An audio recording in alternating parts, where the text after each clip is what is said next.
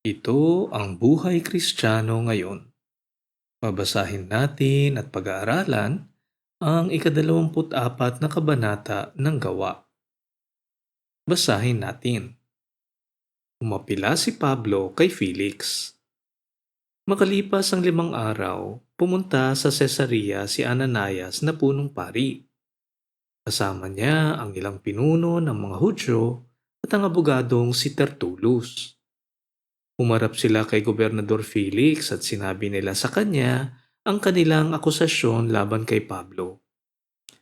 Pagkatawag kay Pablo, inumpisahan ni Tertullus ang pag-aakusa sa kanya.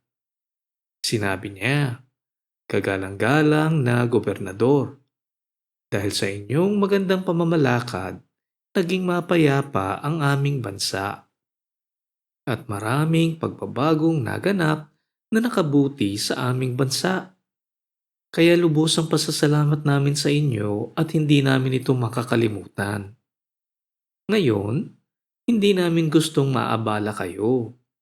Kaya nakikiusap po ako na kung maaari, pakinggan ninyo ang maikli naming salaysay."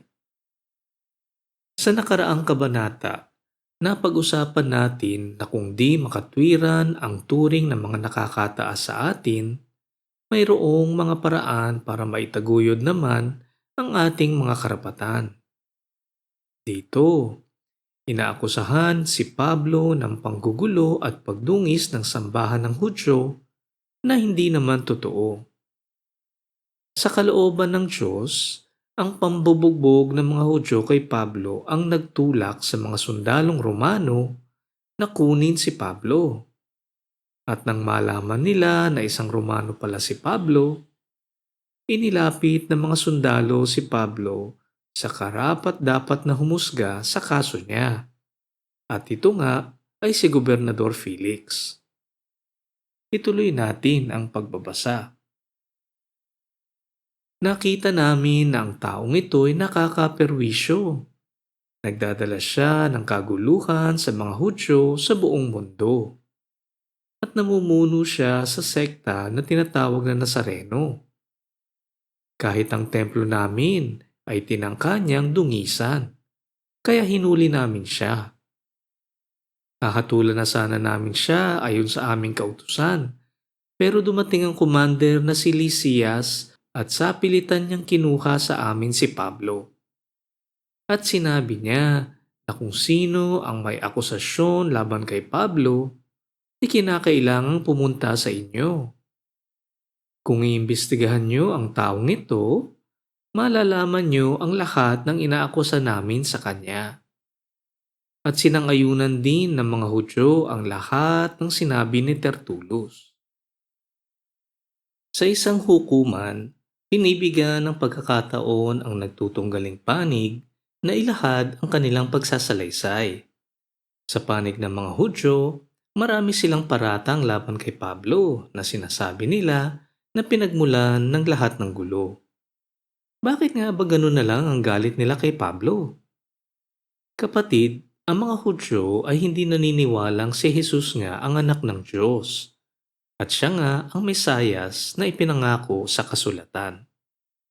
At kung totoo naman ito, na nagpapatunay naman sa muling pagkabuhay ni Jesus, ang kinatatakutan naman nila ay mawala ang kanilang kapangyarihan sa ibabaw ng mga Hudyo.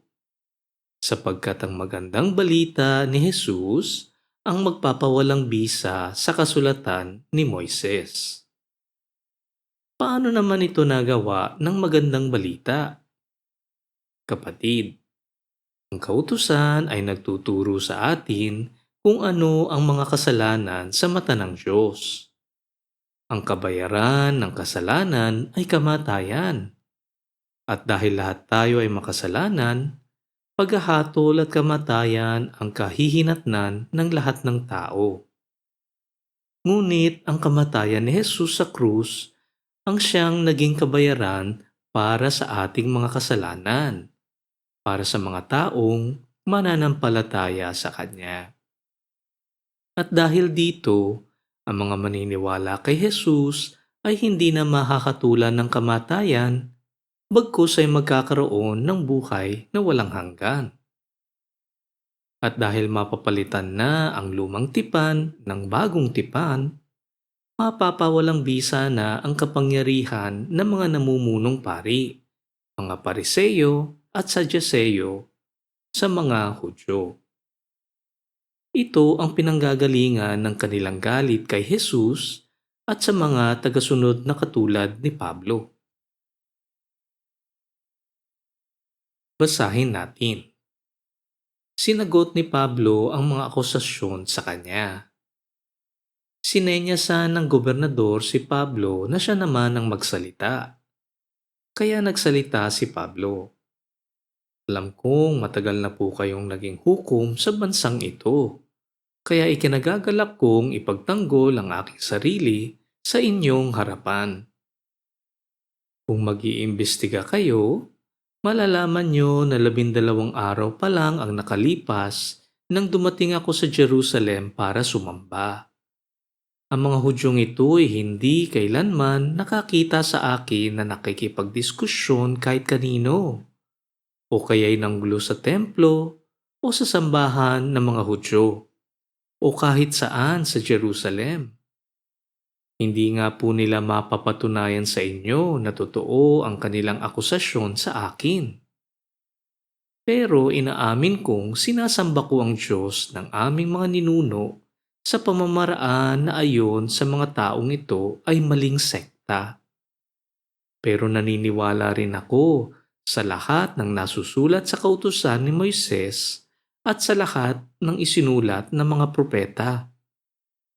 Ang pag-asa ko sa Diyos ay katulad din ng pag-asa nila, na ang lahat ng tao, mabuti man o masama, ay muli niyang bubuhayin.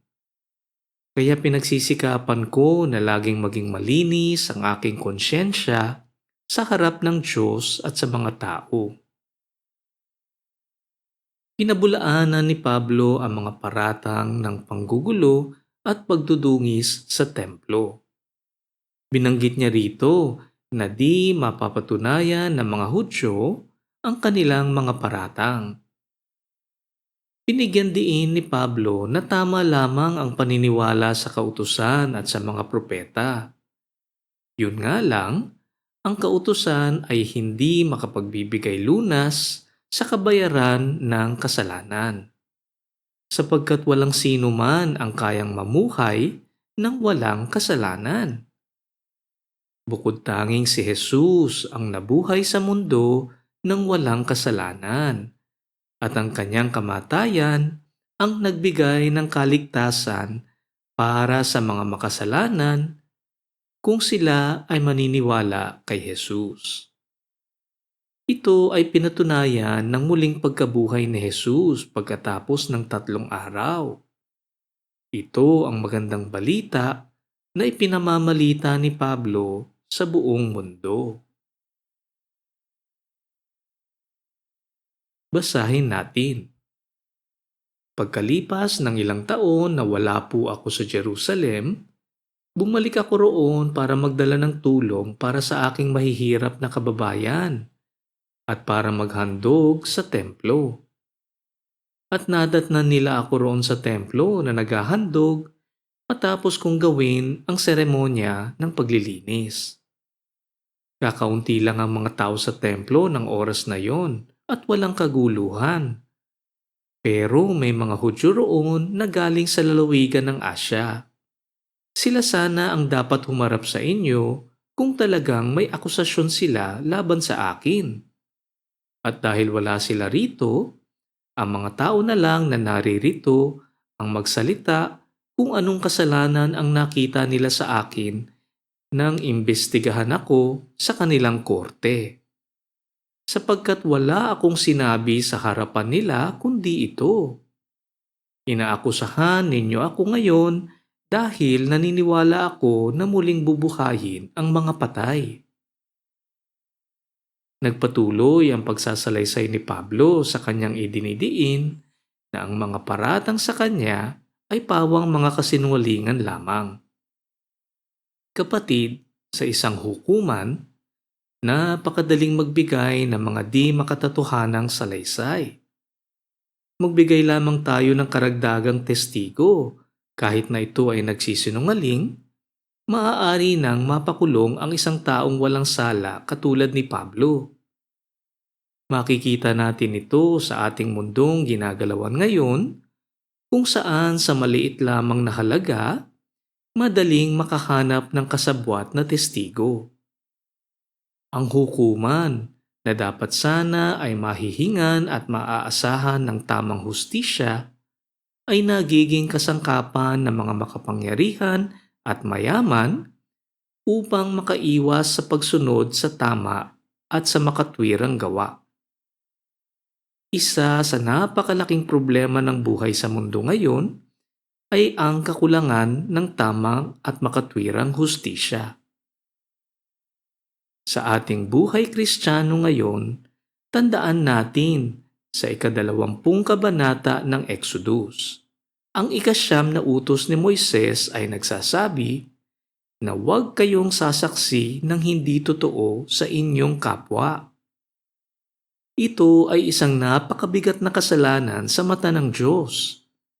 Ang pagsisinungaling ay nakasisira ng buhay ng mga inosenteng tao na nasasakdal. Sa mundong ginagalawan natin ngayon, napakarami sa atin ang mahilig sa tsismis, haka-haka, paninirang puri, at maling balita. Lahat ng ito ay pawang kasinungalingan. Napakadali nating siraan ang ating kapwa kung tayo ay naiinggit sa kanila. Makikita natin na mabilis kumalat ang mga kasinungalingan kaysa sa buong katotohanan. At dahil dito, maraming tao ang nasasaktan, nadudungisan ng pagkatao, nahuhusgahan ng walang tamang batayan. Madali natin itong baliwalain kung ito ay nangyayari sa iba. At kung minsan pa nga ay natutuwa at nasisiyahan tayo na makisalo sa ganitong gawain. Ngunit ano naman ang gagawin natin kung ang mga kasinungalingang ito ay patungkol na sa atin? Totoong walang kalaban-laban ang isang tao sa mga kasinungalingan ng karamihan. Huwag nating tularan ang ganitong gawa. Tandaan natin ito sa ating pang-araw-araw na pamumuhay. Basahin natin. Dahil sa marami nang nalalaman noon si Felix tungkol sa pamamaraan ni Jesus, pinatigil niya ang paglilitis. Sinabi niya, hahatulan ko lang ang kasong ito kung dumating na rito si Commander Lysias. Pagkatapos, inutusan niya ang kapitan na bantayan si Pablo pero wag higpitan at payagan ang kanyang mga kaibigan na tumulong sa mga pangangailangan niya. Ang pagantay ni Felix kay Lysias ay nagpapakita lamang na gusto niyang maging tapat sa pagiging hukom. Dahil dito, nabigyan pa ng karagdagang panahon si Pablo sa pangangalaga ng mga sundalong Romano. At dahil nakikita ni Felix na mukhang walang kasalanan si Pablo, ito siguro ang dahilan sa utos niya na maging maluwang sa pagtrato kay Pablo. Basahin natin. Humarap si Pablo kina Felix at Drusilla. Pagkaraan ng ilang araw, bumalik si Felix at dinala niya ang kanyang asawang si Drusilla na isang Hudyo.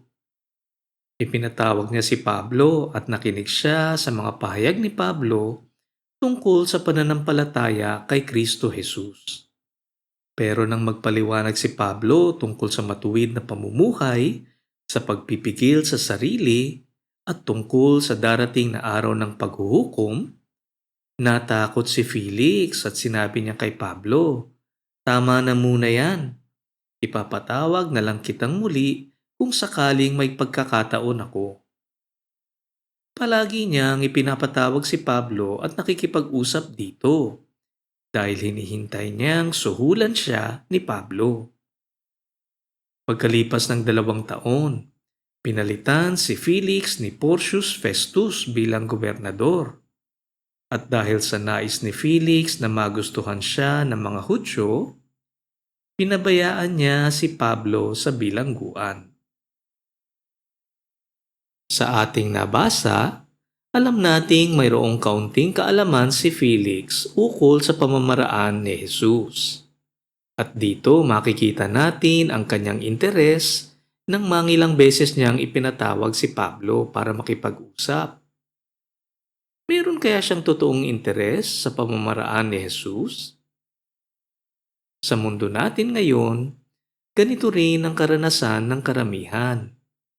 Marami ang nakakaalam kay Jesus, ngunit di karamihan ang totoong sumasampalataya sa Kanya. Ang karamihan ay gusto lamang ang mga maganda at mabubuting bagay na dala ng paniniwala kay Jesus. Ngunit pagdating ng pagsubok at paghihirap at ng tamang pamumuhay, napakadali naman nilang talikuran si Jesus. Madali kasing sabihin na ang isang tao ay naniniwala kay Jesus, ngunit napakahirap namang itama ang ating makasalanang pamumuhay. Mangilang beses na nating nabanggit ang katagang mamatay sa sarili at mabuhay kay Jesus. Ngunit sino sa atin ang totoong isinasantabi ang sarili, na pinapasan ang sariling krus araw-araw at tinatalikuran ng kasalanan para sumunod kay Jesus? Sa ating buhay Kristiyano ngayon, paano natin ipapaliwanag sa mga tao na mayroong darating na araw ng paghuhukom? Nakakatakot kasing malaman ito ng mga tao. Kailangan nating makita na dapat nating ipamahagi ang masaklap na katotohanan ito para matauhan ang ating kapwa. Ito naman kasi ang katotohanan at huwag nating itago ito sa kanila. Di ba't kapag tinuturuan natin ang ating mga mahal sa buhay, tinatapat natin sila kahit na masakit marinig ang katotohanan? Ganoon din ang pag-iisip natin sa pamamalita ng magandang balita. Kahit na may inaasahang araw ng paghuhukom, may kaligtasan naman ang sino mang maniniwala kay Hesukristo. Ipaliwanag natin ang kabuuan ng magandang balita nang sa ganun ay maging pag-asa rin nila ang Panginoong Hesus.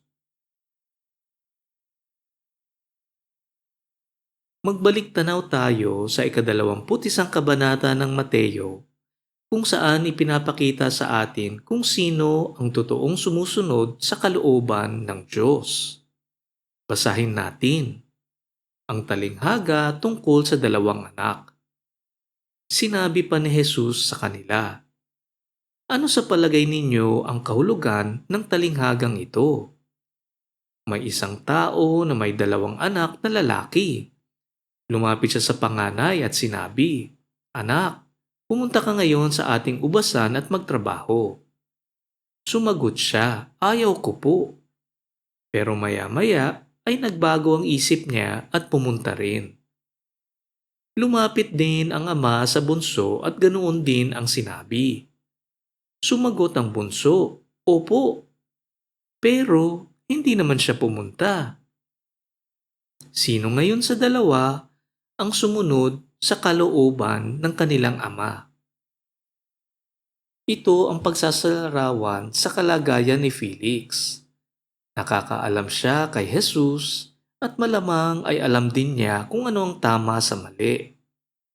Sa kanyang pagkilatis sa kanyang buhay, malamang ay naiintindihan niya na siya ay makasalanan at siya ay hindi makakaiwas sa kaparusahang nakalaan sa kanya. Ito ang dahilan kung bakit siya biglang natakot. Matatanong natin, bakit naman di kaya siya naniwala kay Jesus? Eto na nga si Pablo na sugo ni Jesus sa mga hindi Hudyo, ngunit di naman siya naniwala at sumampalataya. Katulad ng karamihan, Ayaw malamang niyang talikuran ang kanyang mga kasalanan. Sayang kapatid para kay Felix. Walang ibang tao na mas karapat-dapat na magturo sa kanya tungkol kay Jesus maliban sa katauhan ni Pablo. Sa pagkabilanggo ni Pablo sa loob ng 2 taon, nagkaroon siya ng katahimikan at panahon para magturo at magbahagi ng walang takot at pangamba sa kanyang buhay. Ganito kapatid ang mga kaparaanan ng Diyos at lagi niyang gagamitin ang lahat ng nangyayari sa ating buhay para sa ating ikabubuti, ayon sa kanyang kalooban. Manalangin tayo. Diyos Ama, buksan ninyo ang aming puso at isipan at tulungan mo kaming maintindihan at isabuhay ang aming napag-aralan ngayon. Nananalangin kami sa ngalan ni Jesus. Amen. Dito nagtatapos ang ating pag-aaral sa ika-24 na kabanata ng Gawa. Ugaliin natin ang pagbabasa ng salita ng Diyos. Nandito ang mga salitang nagbibigay ng buhay na walang hanggan. Ito ang buhay Kristiyano ngayon.